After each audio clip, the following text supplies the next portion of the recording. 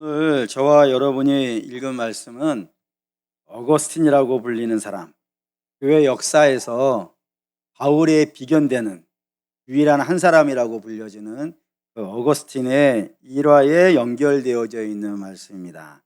어떻게 연결되어져 있냐면 어거스틴이 젊었던 시절 매우 방황하던 순간이 있었는데 그때에 정원에 앉아 있었거든요. 그 앉아 있는 어거스틴을 향하여서 밖에서 큰 소리의 외침이 있었던 겁니다. 어떤 외침이냐? 라틴어로 톨레레게 톨레레게라고 하는 소리였어요. 이 뜻이 무엇이냐면은 집어들어 읽어라, 집어들어 읽어라 라는 소리거든요.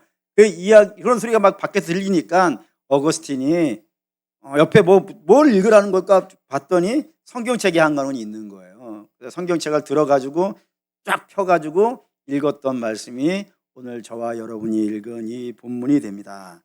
그리고 이 본문을 읽고 그의 인생이 변화되는 거예요.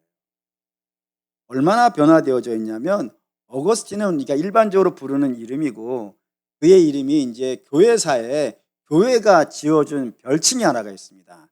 그 별칭이 무엇이냐면 아우구스티누스라고 불리는 이름입니다. 이 아우구스티누스라고 하는 것은 작은 지존자라고 하는 그런 뜻을 가지고 있어요. 작은 위대한 자, 작은 거룩한 자, 뭐 이런 뜻이거든요. 왜 이렇게 쓰냐면 여러분들이 아마 아우구스투스라고 하는 사람을 알 겁니다.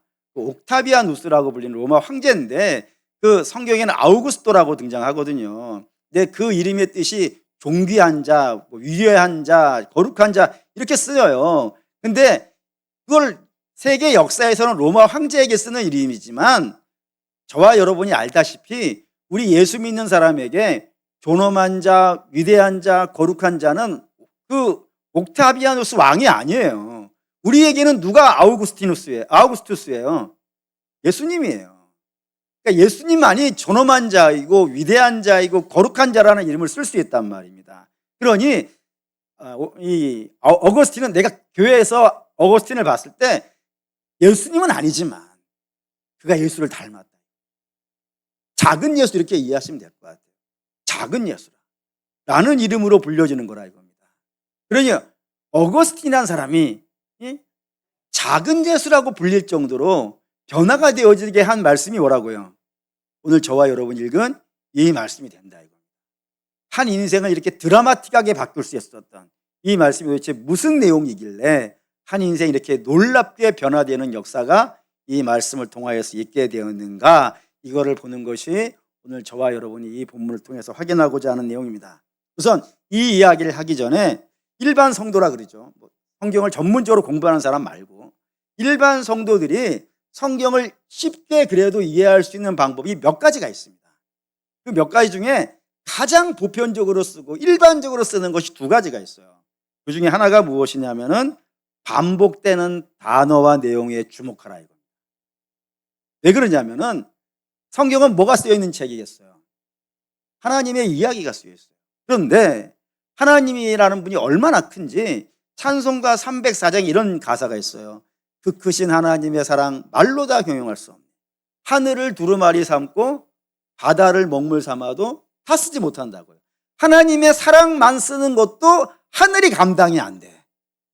그런데 어떻게 하나님에 대한 이야기를 이 책에다가 다 담을 수가 있겠어요?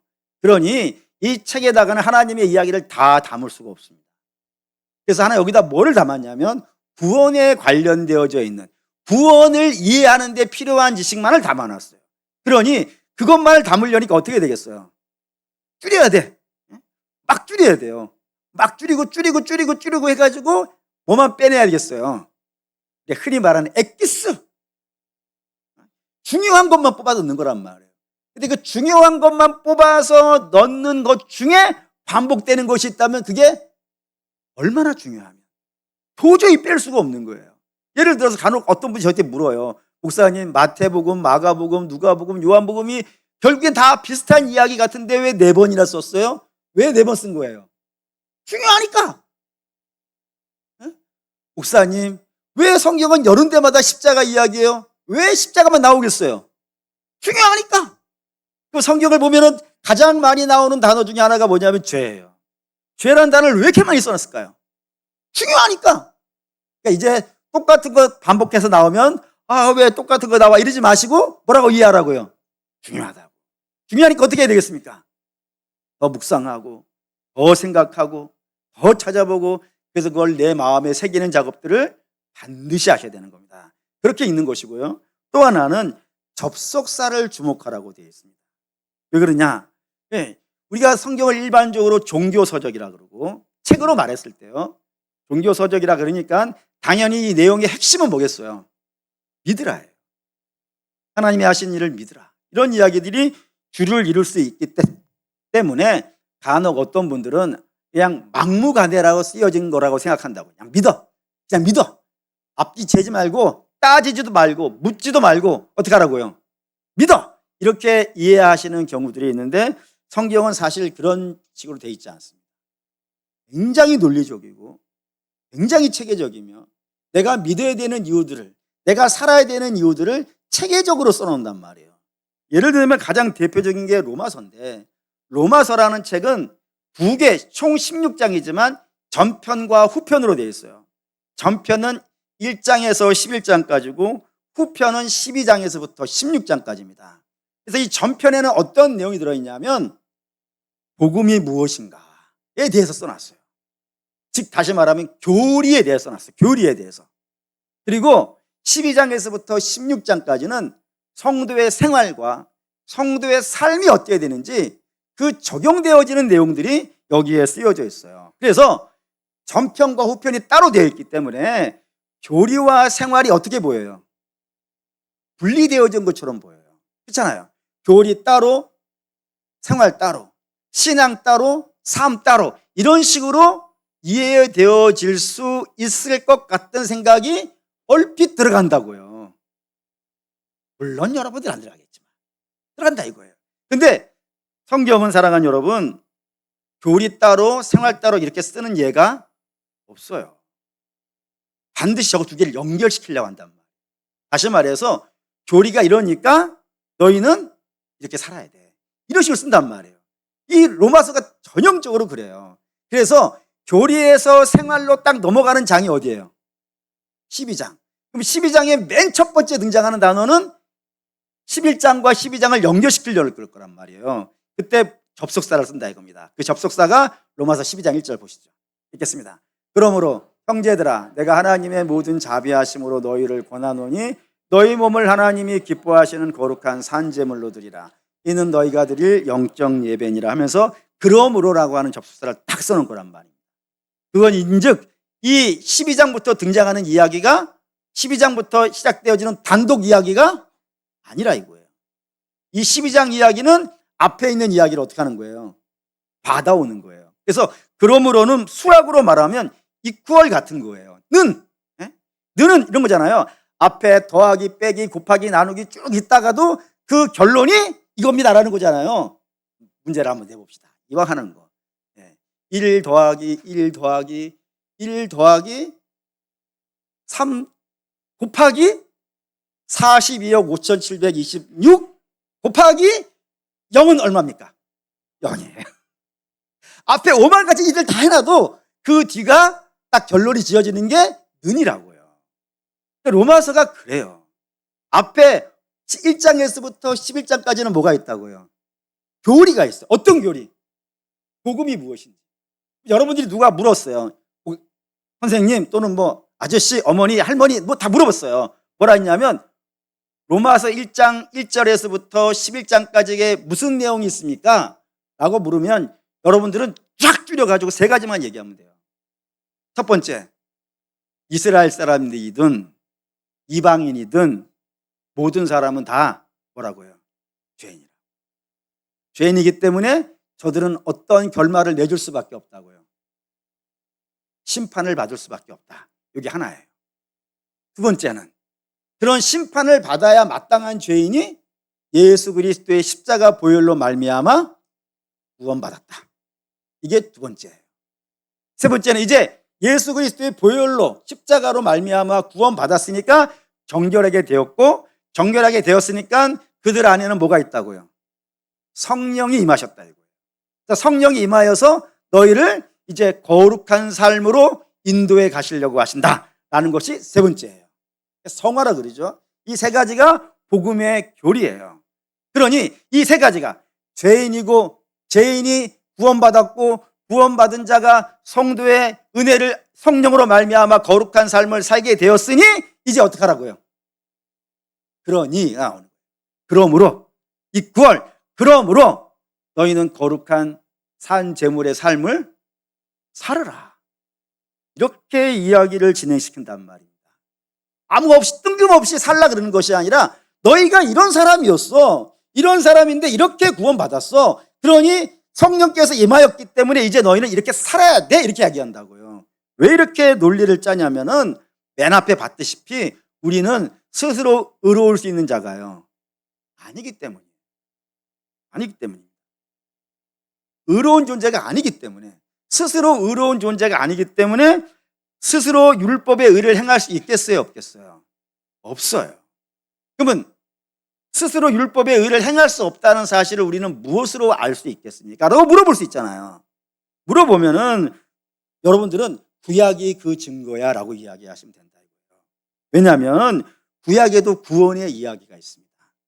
근데 구약의 구원과 우리가 만나는 구원은 좀 느낌이 다릅니다. 아니, 조금이 아니고 완전 다릅니다. 어떻게 다르냐면 구약에서도 구원의 이야기가 등장하는데 거기서는 어디에서 구원이겠어요? 애굽 바로에게서 구원받는 거예요. 애굽 바로에서 구원받을 때 하나님이 두 가지를 하셨어요. 첫 번째 뭘 하셨겠어요? 기적을 쓰셨어요.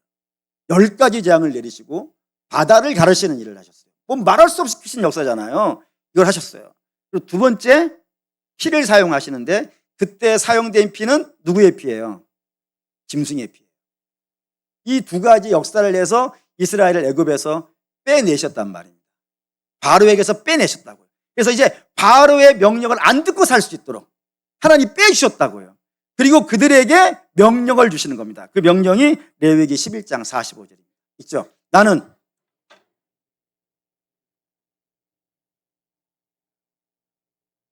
너희도 거룩할지어다. 내가 너를 애굽에서 빼냈다고. 넌 이제 애굽에서 나온 거야. 나왔으니까 이제는 애굽에서 살던 식으로 살면 안 돼. 이제 어떻게 살라고요? 거룩하게 살아야 돼. 왜? 이제 너는 내 백성이고 내 자녀니까 내가 거룩하니까 너도 거룩해야 돼 라고 명령을 하신 거라 이겁니다. 그리고 무엇이 어떻게 했을 때 거룩할 수가 있겠어요? 거룩한 삶을 살 수 있겠어요? 기준을 줘야겠잖아요. 이렇게 살아야 거룩한 거라고 하는 기준이 있어야 될 거 아니겠어요? 근데 그 기준이 그럼 뭐겠습니까? 율법이에요. 율법을 기준으로 주신 거예요. 그래서 그 율법대로 살면 어떻게 되는데? 복을 받는 거예요. 맞잖아요.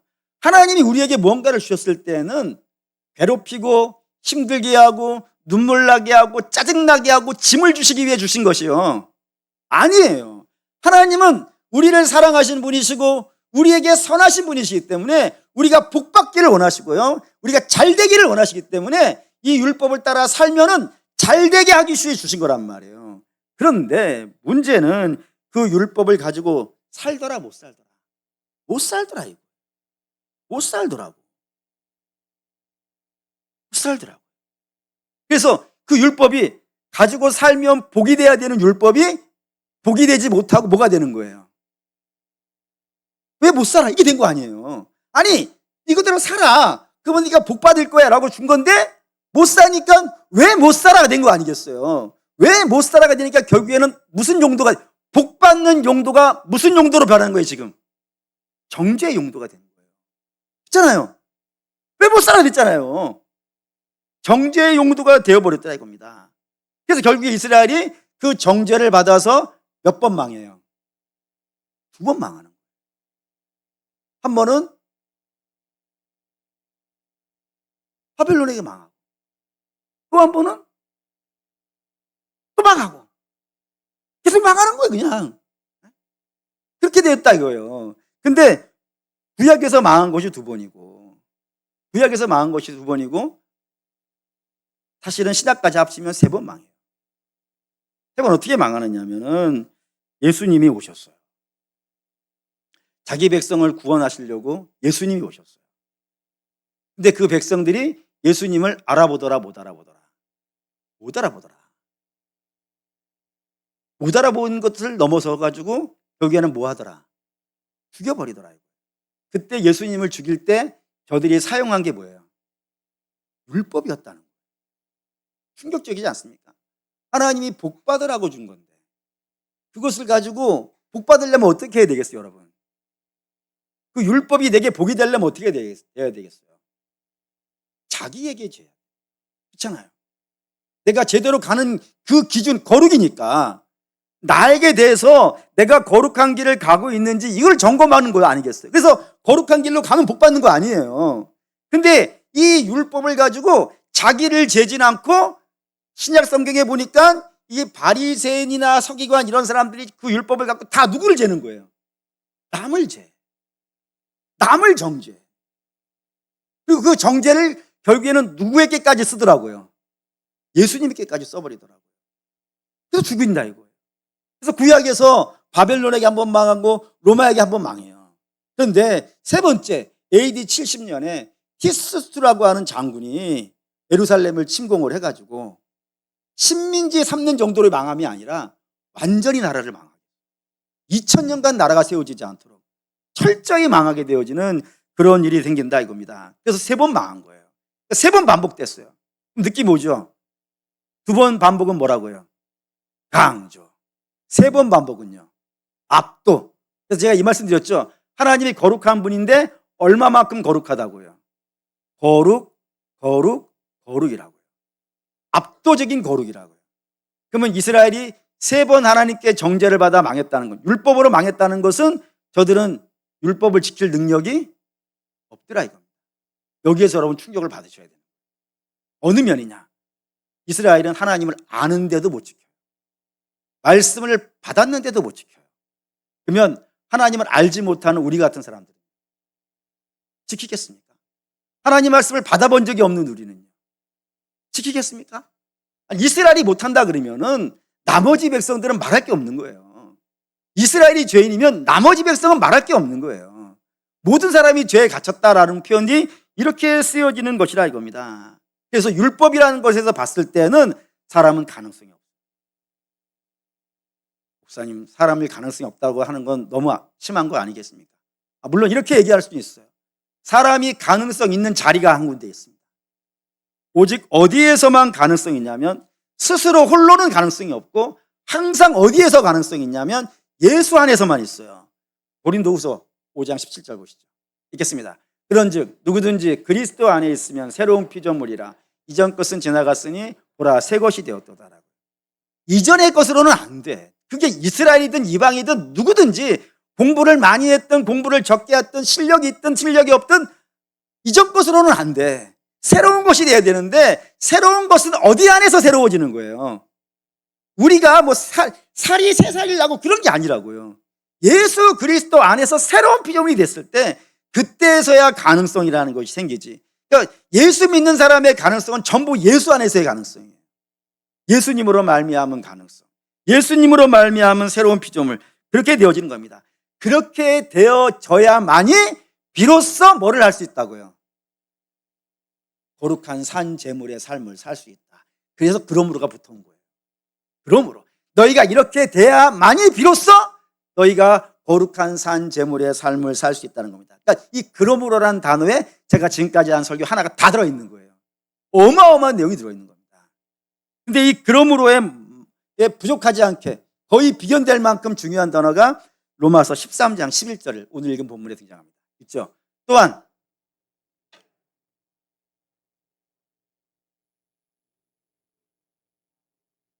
가까웠습니다. 또한이라는 접속사가 등장했어요. 매우 중요한 접속사인데 또한은 수학으로 말하면 더하기입니다. 더하기를 하려면은 나 혼자해서 더하기를 하면 되겠어요? 안 되겠어요? 앞이 0이야. 그리고 0 더하기 1은 뭐겠어요? 너무 쉬우면 대답을 안 하시는. 아까 막 곱하기 막 해가지고 0 했더니 다 대답하시더만. 너무 쉬우면 대답을 안 씁니까? 예. 더하기를 하려면 나말이 있어서는요 안 되는 것이고 반드시 앞에 뭐가 있어야 되잖아요. 그러면 11절이 더하기예요. 11절이 더하기면 앞에 뭐가 있어야겠죠. 앞에 뭐가 있어야 더해지는 거 아니겠어요? 그럼 앞에 뭐가 있겠어요? 11절 앞에 뭐가 있겠어요? 네, 훌륭하십니다.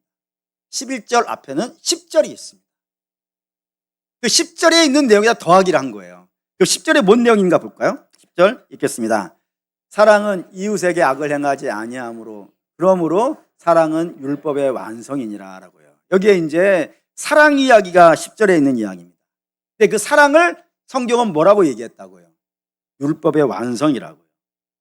그러니까 너희가 사랑을 행함으로 말미암아 율법이 완수되어진다라는 겁니다. 그럼 거기에서 너희는 누구겠어요? 아무나겠습니까?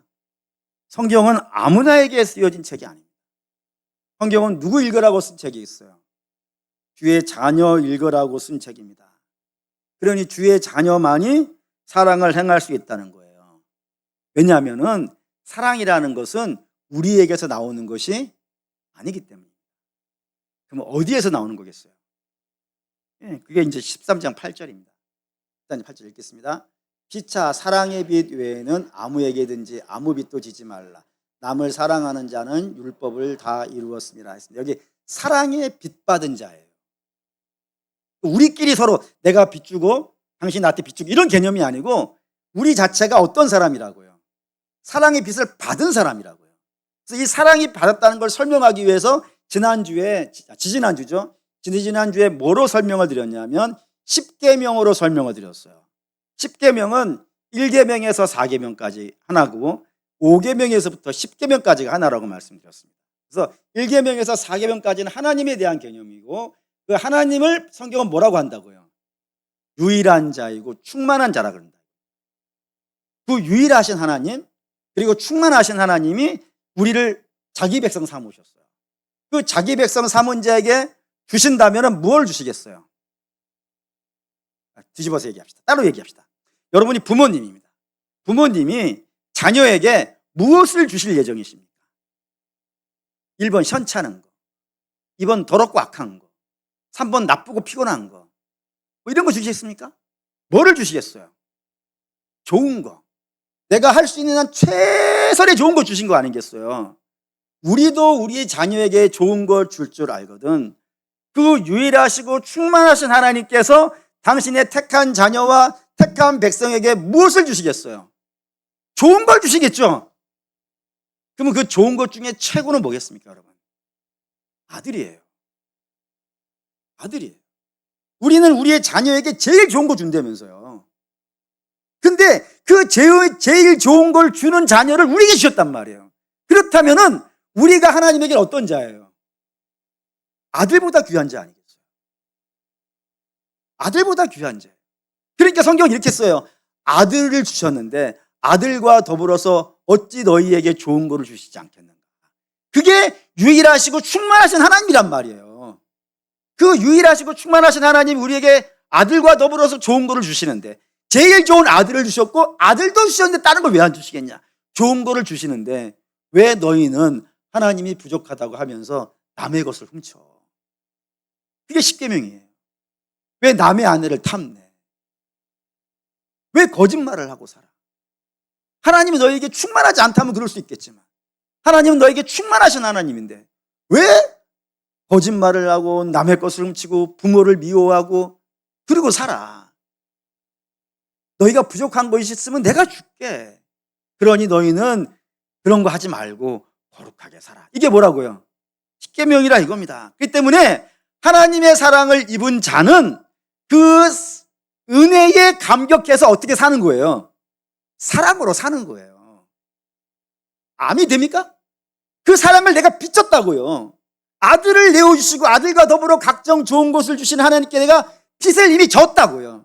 그 빚을 이제 갚으며 살아가는 그런 삶이 성도의 삶이라는 것이고 그렇게 살아갈 때 하나님이 말씀하셨던 십계명이 완성되어지니 율법의 완성이라고 했다 이겁니다.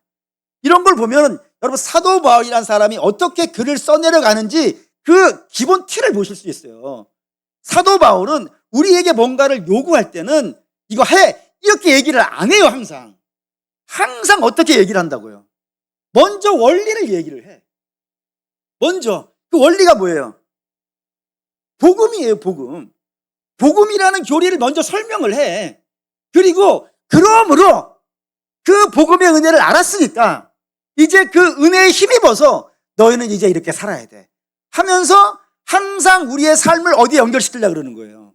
십자가에 갖다 붙여놓으려고 한다. 왜? 그래야 살 수 있으니까. 십자가 없이 사랑을 행할 수 있겠습니까?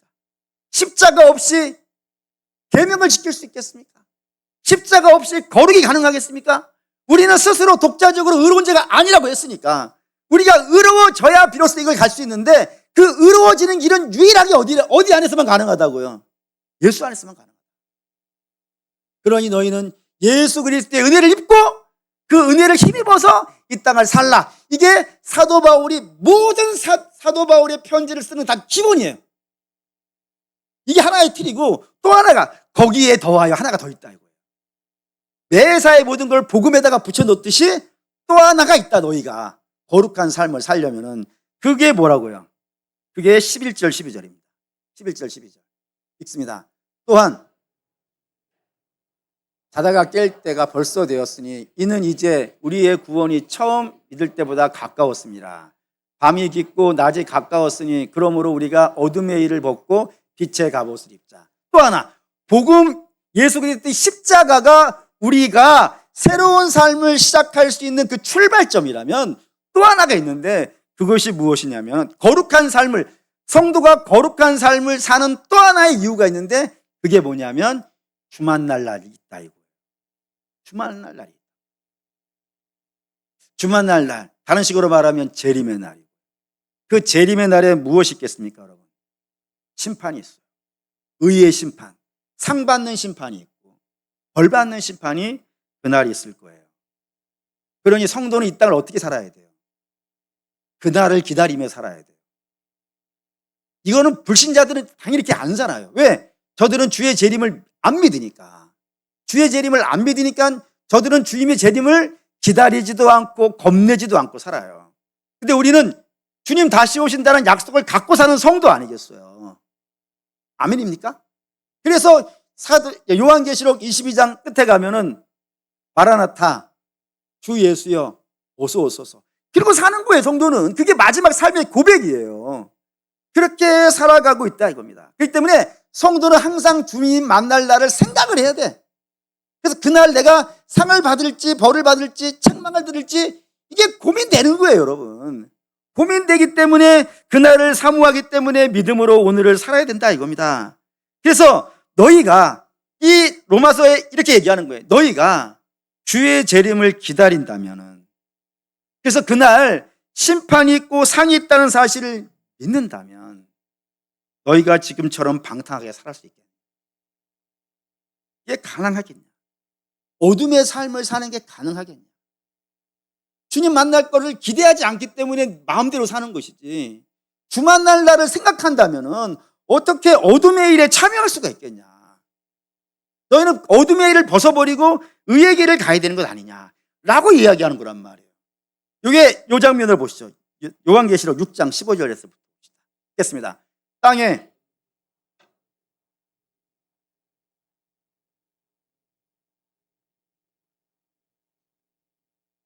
산들과 바위 위에 말하되 우리 위에 떨어져 보좌에 앉으신 이의 얼굴에서와 그 어린 양의 진노에서 우리를 가리라라고. 여기에 왕, 임금, 왕족, 장군, 부자, 강한 자 이런 사람들은 뭐예요?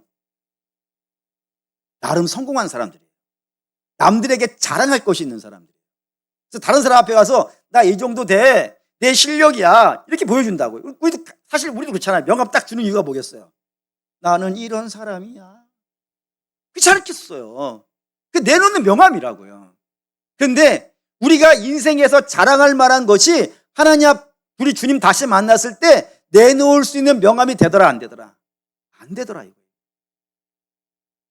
아무것도 안 되더라. 저게 안 된다면은 말이죠. 아무것도 없는 사람은 되겠어요 안 되겠어요? 더 안 되겠지. 그렇잖아요 여러분. 그 말인즉슨 저 잘난 사람이든 우리 같은 평범한 사람이든 주 앞에 갔을 때는 내놓을 명함이 이런 게 아니라는 거예요 지금. 그럼 우린 뭐 내놓을 수 있겠어요? 예수의 보혈 아니면 내놓을 게 없는 거예요 여러분. 걸 갖고 나가야 되는데 그게 없는 사람은 그 주님의 진노의 날에 어떻게 되는 거예요? 무시무시한 거예요. 지금 주님 얼굴을 볼 수 없는 거예요. 그 정도로 겁나는 날이 있다 이겁니다. 이게 끔찍한 날 아니겠어요. 근데 이런 걸 믿는데 어떻게 너희가 이 땅에서 악한 삶을 살아? 어둠의 일에 참여해. 그게 가능한가? 라고 묻는 거라 이겁니다. 그래서 아마 다음 주나 그 다음 주에 이 얘기를 할 것 같아요. 뭐가 어둠의 일이고 뭐가 빛의 일인가? 이 얘기를 하게 될 것 같은데 오늘은 간단하게 하나만 합시다. 어둠의 일은 뭐냐면 육체의 일이에요. 육체의 일, 다시 말하면 하나님이 기뻐하시지 않는 삶입니다. 하나님을 사랑한다고 하면서 하나님이 기뻐하시지 않는 삶에 어떻게 참여하겠는가? 하나님을 예배한다고 하면서 하나님을 예배하지 않는 삶에 어떻게 참여할 수 있겠는가? 그러지 말라라고 이야기한 게 본문이라고요. 이 본문이 왜 어거스틴의 인생을 바꾸게 되었냐면 이런 이유 때문입니다. 어거스틴은 전형적으로 이중신앙생활을 한 사람이에요. 뭘 보면 아냐면 그의 어머니 이름 아시죠? 모니카예요. 모니카 하면 떠오르는 이야기 있잖아요. 그가 날마다 성전에 가서 그 아들 때문에 울어요. 그 울자 당시에 목사님이었던 암브로시우스가 그 모니카에게 뭐라고 얘기하냐면 눈물로 기도하는 어미의 자식은 망하지 않는다는 이야기의 주인공이에요.